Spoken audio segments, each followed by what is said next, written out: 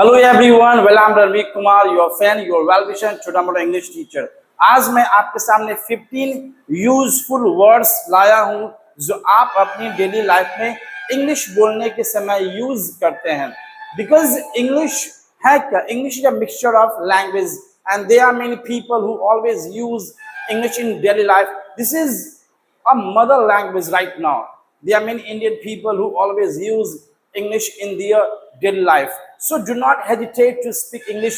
Do not feel guilty you are not able to speak English. I'm here to guide you, to motivate you, to teach you and give you such a structure, such a words which you can use in your daily life, and you can communicate with any kind of people, either Indian people or Western people. I don't care about they are from Australia, America, Canada. You are Indian, you should be a native speaker. Today I'm going to give you 15 words which are very useful. चलिए आज मैं आपको 15 words देता हूं जो आप अपनी daily life में यूज करके बूम बूम बूम कर सकते हैं। चलिए शुरुआत करते हैं पहले वर्ड से। पहला वर्ड है whimsical। क्या है? whimsical, जिसका हिंदी क्या होता है? मनमौजी। क्या होता है? मनमौजी, है ना। मेरा बच्चा मनमौजी है, अगर उसको पढ़ने का मन करेगा तो पढ़ेगा, मन नहीं करेगा तो नहीं पढ़ेगा। तो वैसे व्यक्ति को हम लोग क्या कहते हैं? whimsical. He is a whimsical person. वह एक मनमौजी व्यक्ति है। वह एक मनमौजी व्यक्ति है। In English we are gonna say he is a whimsical person. He is a whimsical person. चलिए नेक्स्ट देखते हैं। Number 2, mischievous. mischievous, है ना। mischievous, mischievous क्या कहेंगे? mischievous, है ना। शरारती, शरारती, है ना। The mischievous boy broke the window. शरारती बच्चा ने क्या किया? खिड़की तोड़ दिया। तो नॉर्मली आपके घर में कोई ना कोई बच्चा मिस्चीवस होगा, शरारती होगा। तो उस बच्चे को नॉटी ना कहकर क्या कहेंगे? आज की जनरेशन में मिस्चीवस कहेंगे। क्या कहेंगे? मिस्चीवस कहेंगे। क्या कहेंगे? मिस्चीवस कहेंगे। चलिए नेक्स्ट देखते हैं थर्ड नंबर।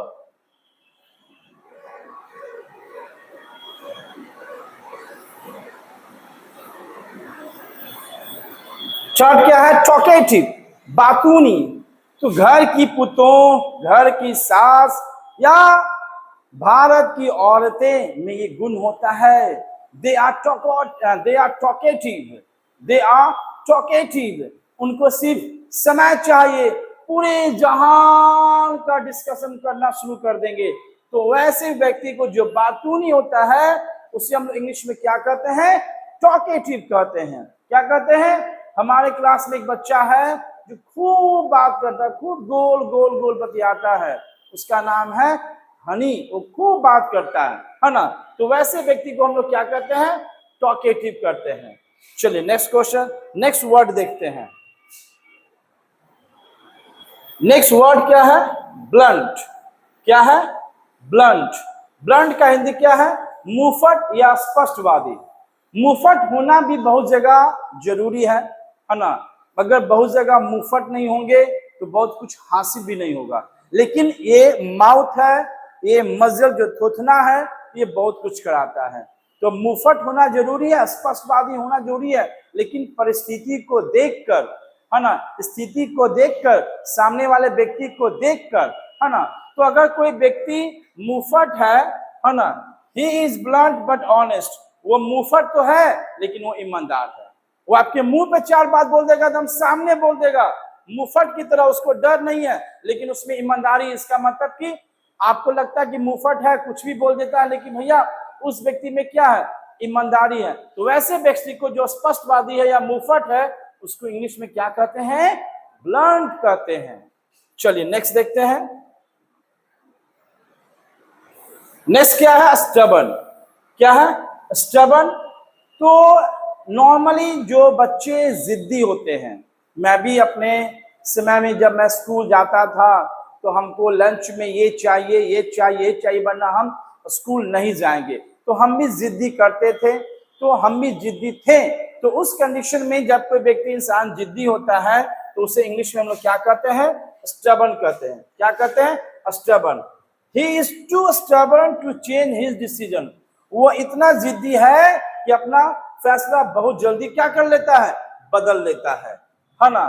तो वहां पर हम क्या यूज करेंगे, स्टबर्न। तो नंबर 5 वर्ड जो है वो क्या है, स्टबर्न है। चलिए नेक्स्ट देखते हैं अब।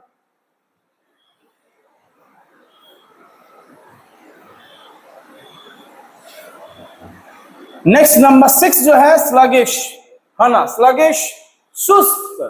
तो बहुत सारे बच्चे जो होते हैं सुस्त पड़ जाते हैं, जैसे पार्टी फंक्शन में जाते हैं, डीजे पे डांस करते हैं और घर पे आते हैं, भाई आज सुस्ती महसूस हो रहा है। तो आई फील स्लगिश या ही इज स्लगिश, जो भी कर सकते हैं। I feel sluggish in the morning, सुबह सुबह उठने में हर एक व्यक्ति को, उठ रहे हैं मम्मी, उठ रहे हैं पापा, थोड़ा सा रुकिए ना मम्मी। इससे हमारे घर में पीहू है, जो उसका क्लास का टाइमिंग स्कूल जाने का, गाड़ी तो आ जाता है लेकिन 6 बजे उठना होता है, लेकिन मम्मी उसकी उठाते उठाते थक जाती है, उठो पीहू स्कूल जाना, लेकिन मम्मी कहती मम्मी उठते हैं ना, मम्मी उठते हैं ना। तो उस समय हम कौन सा वर्ड यूज करेंगे, स्लगिश का। मतलब क्या होता है हिंदी, सुस्त का। चलिए नेक्स्ट देखते हैं।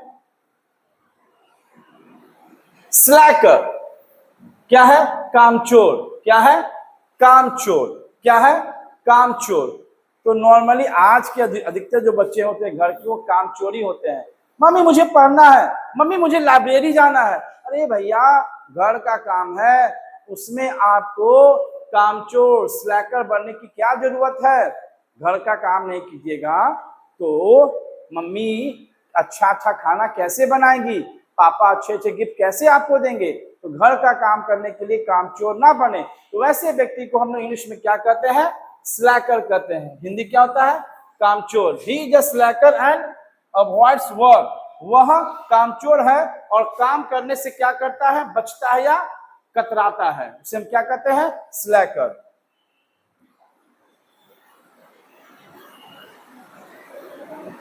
फिकल क्या है, फिकल। फिकल मतलब चंचल, है ना, चंचल, जिसमें स्थिरता नहीं होती है, कभी इधर कभी उधर कभी उधर कभी उधर चलते रहती है ना। उसे व्यक्ति क्या कहते हैं, फिकल कहते हैं। चंचल है वो, कभी एक जगह स्थिर नहीं बैठती है वो, है ना। तो वैसे व्यक्ति को हम लोग क्या कहते हैं, फिकल कहते हैं।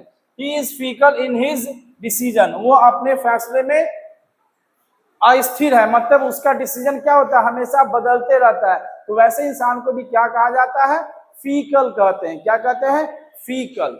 चलिए नेक्स्ट क्या है, रैप्चरस। क्या है, रैप्चरस। रैप्चरस का हिंदी क्या है, अत्यंत आनंदित, है ना, अत्यंत आनंदित।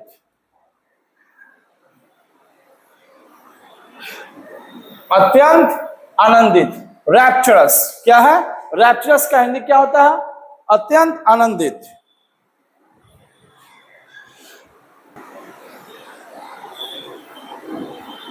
है ना, रैप्चरस, है ना, अत्यंत आनंदित। नंबर 9 कौन सा वर्ड है, रैप्चरस। इसका हिंदी क्या, अत्यंत आनंदित। The audience gave him a rapturous welcome, है ना। दर्शकों ने उनका अत्यंत आनंद पूर्वक क्या किया, स्वागत किया। मतलब कोई बकझक नहीं, कोई परेशानी नहीं, है ना, एकदम दिल खोल के स्वागत किया। तो हम वहां पर क्या कहेंगे, रैप्चरस। क्या कहेंगे, रैप्चरस।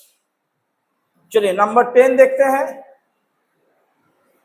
लवली, लवली, लवली, है ना, सॉरी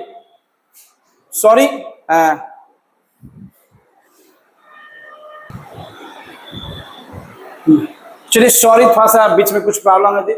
लाइवली क्या है, लाइवली, लाइवली, लाइवली, जिंदा दिन। क्या है, लाइवली, जिंदा दिन, है ना। वो जिंदा दिन इंसान है, उसका दिल में कोई मैल द्वेष नहीं है। तो वैसे इंसान को क्या कहते हैं, लाइवली। क्या कहते हैं, lively. She is a lively girl. वो एक जिंदा दिल लड़की है।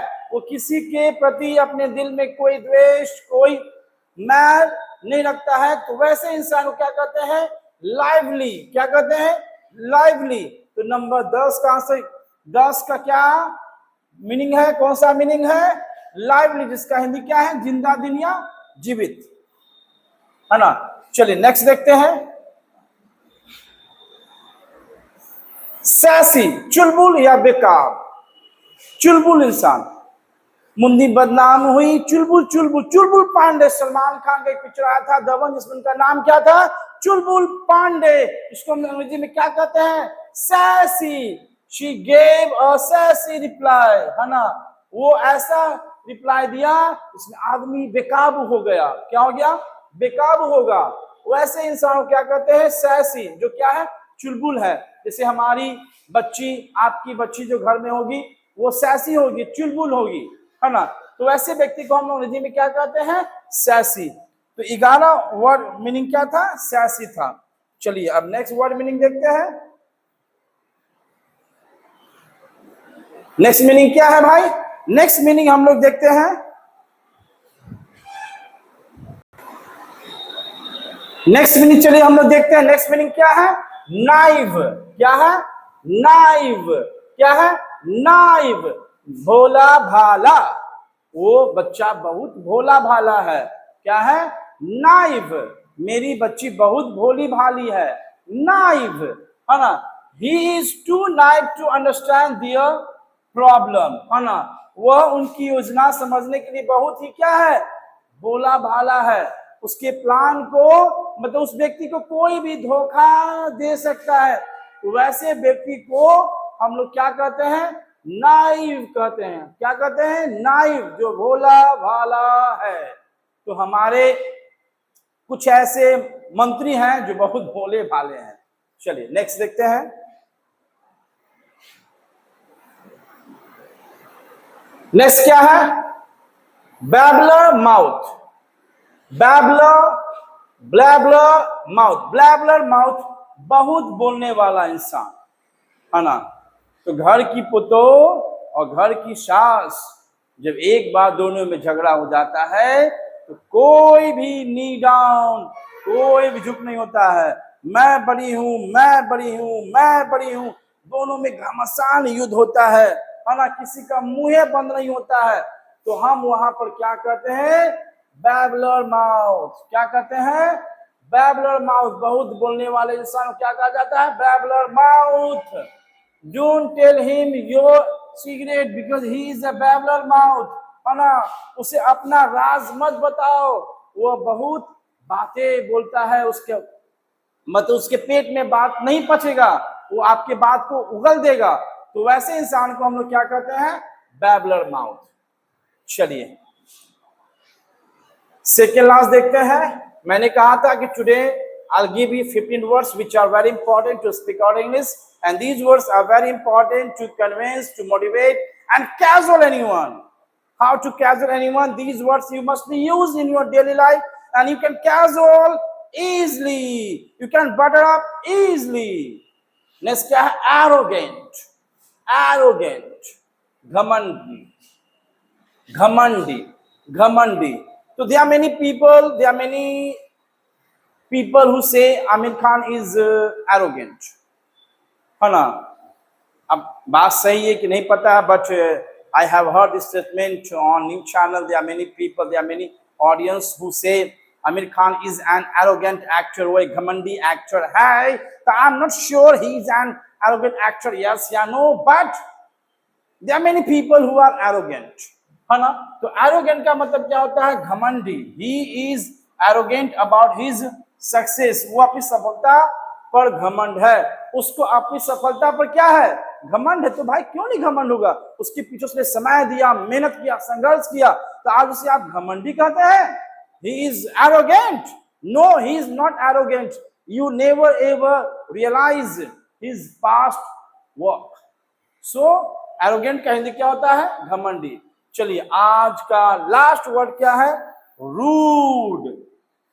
क्या है, रूड, बदतमीज, है ना। ही इज वेरी रूड, वो बहुत बदतमीज है। He is very very very rude, वो बहुत बदतमीज है ना।